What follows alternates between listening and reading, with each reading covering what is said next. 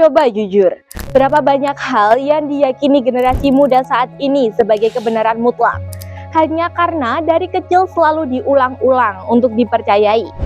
Coba ingat-ingat lagi, materi pelajaran para pelajar waktu duduk di bangku sekolah. Ada suatu kalimat yang ditanamkan ke pikiran, seakan-akan itu aturan baku yang nggak boleh dibantah sama sekali. Yaitu Indonesia dijajah Belanda selama 350 tahun.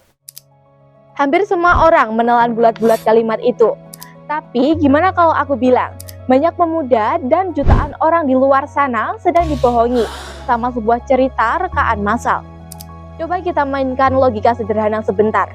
Kalau kita merdeka tahun 1945, lalu dikurangi 350 tahun, berarti penjajahan itu dimulai tahun 1596.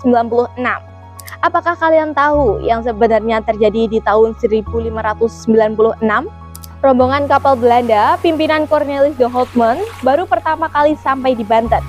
Tapi faktanya, bukannya menjajah, mereka justru diusir secara memalukan oleh Sultan Banten gara-gara sikap mereka yang kasar dan sombong. Jadi, kalau dari titik awalnya sudah salah kaprah, kenapa para pelajar di seluruh negeri ini diwajibkan menghafal angka 350 tahun? Siapa sih yang sebenarnya sengaja menyebarkan cerita ini ke masyarakat? Selamat datang di Nyata atau Rekayasa, mitos yang dipaksa nyata atau fakta yang dianggap rekayasa. Bareng aku, Risha.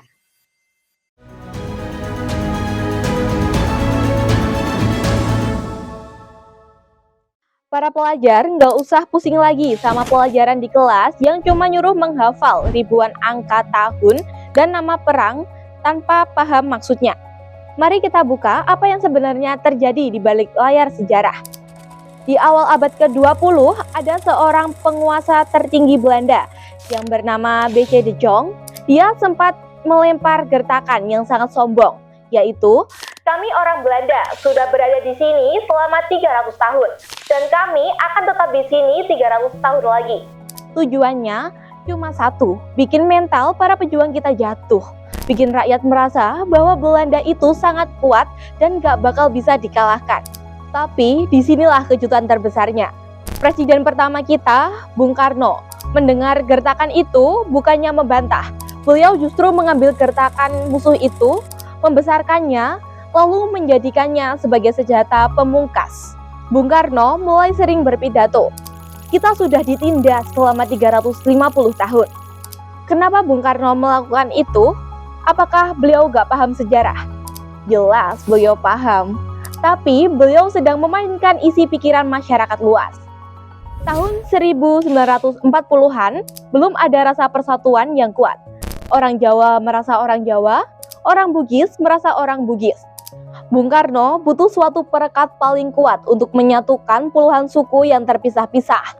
Rasa penderitaan bersama yang berlangsung sangat lama. Angka 350 tahun itu bukan kenyataan sejarah. Itu adalah cara mempengaruhi pikiran rakyat paling cerdik pada zamannya untuk membentuk satu rasa persatuan.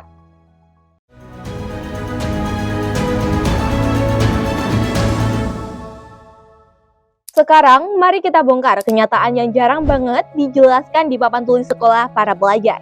Seorang ahli sejarah keturunan Belanda, Prof. J.J. Racing, pernah menerbitkan penelitian yang buat gempar dunia pendidikan tentang buku yang berjudul Bukan 350 tahun dijajah. Coba pahami baik-baik kenyataan ini.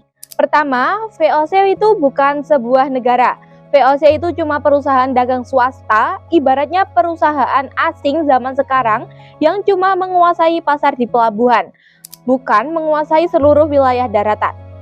Kedua, dari abad ke-17 sampai awal abad ke-20, kerajaan-kerajaan di Nusantara itu masih berdiri sendiri dan merdeka. Kesultanan Aceh, kerajaan di Bali, sampai wilayah Tapanuli punya hukum dan pasukan sendiri yang gak tersentuh Belanda. Ketiga, penjajahan Belanda yang benar-benar total menguasai dari ujung barat sampai ujung timur Indonesia baru benar-benar terjadi tahun 1910-an. Jadi, kalau mau dihitung secara jujur, lama penjajahan Belanda yang sungguh-sungguh menguasai wilayah Indonesia hari ini cuma berlangsung sekitar 40 sampai 50 tahun, bukan 3,5 abad.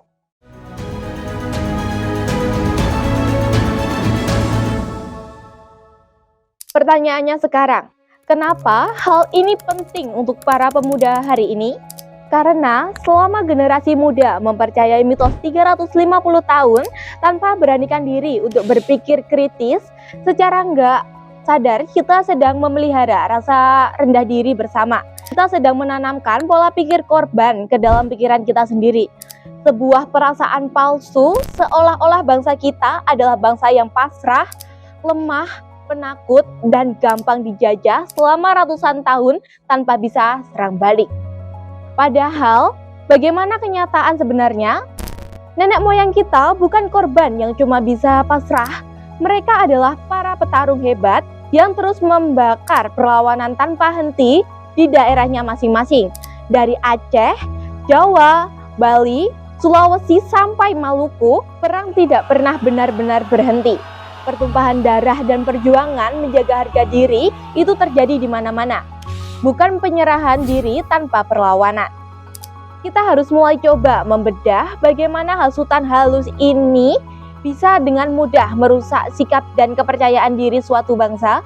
Ketika sebuah generasi dipatok dengan pikiran bahwa mereka keturunan dari bangsa yang terinjak-injak, mereka akan tumbuh menjadi generasi yang ragu untuk melangkah maju dan selalu merasa kedudukannya lebih rendah dibandingkan bangsa lain. Masa depan bangsa ini nggak akan pernah dibangun dari sekedar menghafal tahun-tahun mati di buku pelajaran sekolah, tapi dari keberanian generasi muda untuk mempertanyakan, membedah, dan menguji setiap informasi yang selama ini ditelan bulat-bulat.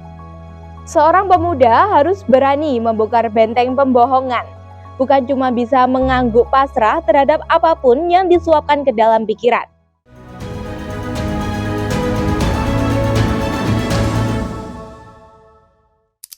Jadi, apakah klaim Indonesia dijajah 350 tahun itu nyata atau rekayasa? Secara fakta sejarah, itu jelas cuma karangan dan mitos semata.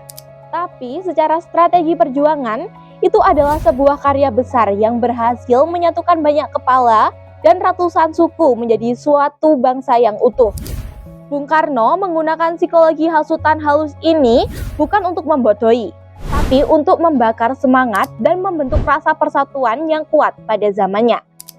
Tapi sekarang, zaman sudah berubah. Kita gak bisa lagi terus-terusan hidup di dalam cerita rekaan dengan mentalitas korban yang buat kita merasa rendah diri.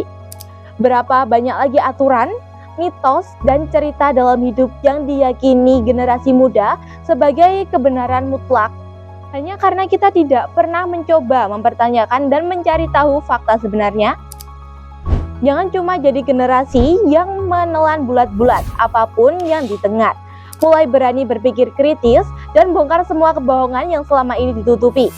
Aku Risha, sampai jumpa di episode nyata atau rekayasa berikutnya, mitos yang dipaksa nyata atau fakta yang dianggap rekayasa.